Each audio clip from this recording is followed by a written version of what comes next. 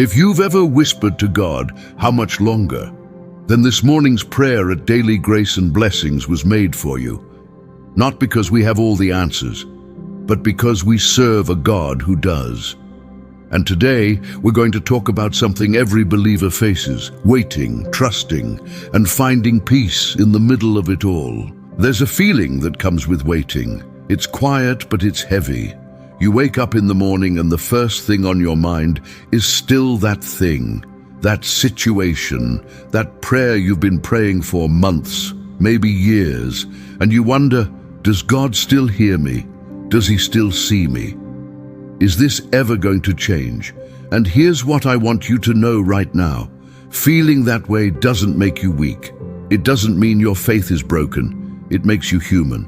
The real problem is not the waiting itself. The real problem is waiting without peace. When we don't trust God's timing, the wait becomes unbearable.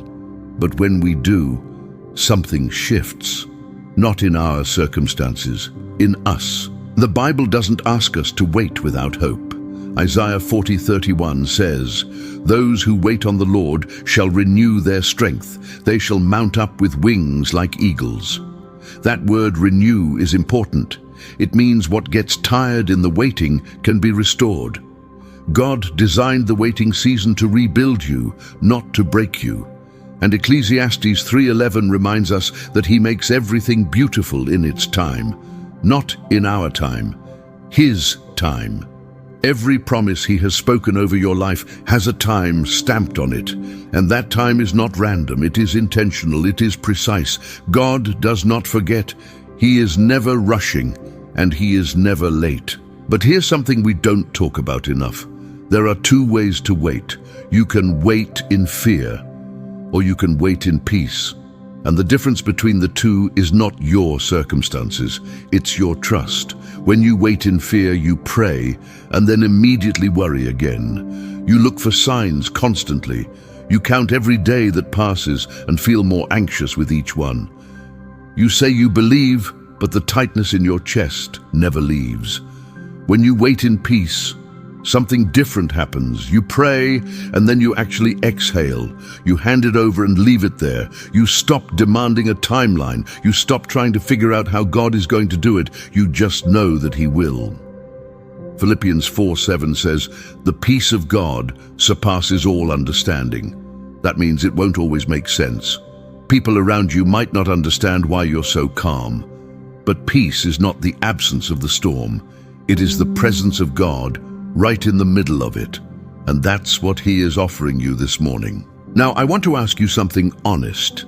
And I need you to sit with this question for a moment. What if the door hasn't opened yet? Not because God forgot, but because he's waiting for you to be ready to walk through it. Sometimes we think we are waiting on God, but God is waiting on us. Maybe he's waiting for you to let go of something. Maybe he's developing a character in you that the next season will require. Maybe he's protecting you from stepping into something before you're strong enough to carry it. This is not a judgment. This is an invitation. Sit quietly before God today and simply ask him, "Lord, is there something you're waiting for me to do? Is there something I need to release?" That kind of honesty with God changes everything. I want to share something with you. There was a season in my life where I was praying for the same thing every single morning. I had been faithful, I had been consistent, but nothing seemed to move. One particular morning, I remember sitting in my chair, and I was too tired to even form the words. I just sat there, and instead of asking again, I just said, "Lord, I trust you." That's it. No long prayer, no list, just those 4 words. And something happened in that moment. I didn't get the answer that morning, but I got something better. I got peace, not because the situation changed, but because I finally stopped fighting the wait. I stopped treating the waiting like a mistake and started seeing it as a space where God was still working. That morning I learned something I carry with me still. Peace doesn't come when the answer arrives.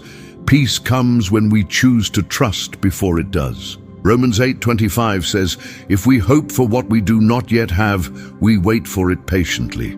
That word patiently carries weight. It's not passive. It's not defeated.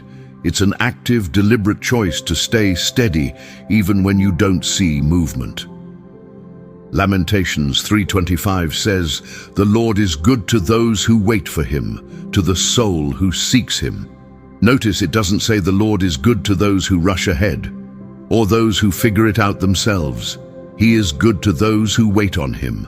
And not now never means not ever. It means trust me. It means I see the full picture and you don't. It means what's coming is worth the wait. So before you rush to the next chapter, take time to fully read the one you're in. And while you're in this season, here are 3 signs that you are waiting the right way. The first sign is this: you can pray and actually let it go, not because you stopped caring, but because you genuinely handed it to God. If you can say, "Lord, I trust you," and actually breathe after that, you're waiting well. The second sign is that you are still living fully in the present. Waiting doesn't mean your life goes on pause. If you're still serving others, still growing, still showing up, still loving the people around you, then you are waiting with purpose. You are not frozen. You are being formed. The third sign is that you are finding something to be thankful for, even now. Gratitude before the answer is evidence of real faith. When you can say thank you even before you see it, that is peace the world cannot manufacture. If even one of these describes where you are today, take heart. You are exactly where God needs you to be. So before this morning gets away from you, before the noise of the day starts and the to-do lists take over, take just 2 minutes. Let's bring our hearts before God together. This isn't a formula. This is a real conversation with a real God who is listening right now. Say this prayer with me and mean every word. Father, I come to you this morning with a grateful heart. Thank you for this new day. Thank you that you know my name. You know exactly what season I am in. You know every prayer I have prayed, every tear I have cried, every night I lay awake wondering, and you have not forgotten a single one. For that I thank you. Lord, I want to be honest with you this morning. Waiting has been hard. There have been mornings where my faith felt thin. There were moments I questioned your timing. I wondered if you were still moving on my behalf. I confess that I have let worry take the place of trust more times than I would like to admit. But I come to you today, not in shame. I come to you in need, and I know you meet me right here. Father, I ask you for something specific this morning. I ask for peace, not just the feeling of calm, but the deep, settled peace that comes from truly trusting you. The peace that surpasses understanding, the peace that holds me even when I cannot hold myself. Lord, take the anxiety that has been sitting in my chest, take the timelines I have built in my mind, replace them with your perfect plan. Help me to stop trying to figure out how and simply trust the who. You are the God who has never failed, and you will not start with me. Give me strength for this season. Help me to live fully in each day you give me. Help me not to put my life on hold while I wait. Show me where I need to grow. Show me where I need to let go. If there is something you are waiting for me to release, give me the courage to release it. If there is something you are asking me to do, open my eyes to see it clearly. Make me useful in this waiting. Let this season do the deep work it was designed to do. And Father, I ask for clarity. Help me to hear you. Help me to know when to move and when to be still. Help me not to rush ahead in impatience and miss what you are saying. And help me not to fall behind in fear when you are calling me forward. Give me the wisdom of the men of Issachar who understood the times and knew what to do. I declare this morning that your promises over my life are not forgotten. They are not lost. They are not delayed in your eyes. They are held in your hands, and they are coming at the exact moment you have appointed. I choose today to wait with peace and not with panic. I choose trust over fear. I choose your timeline over mine.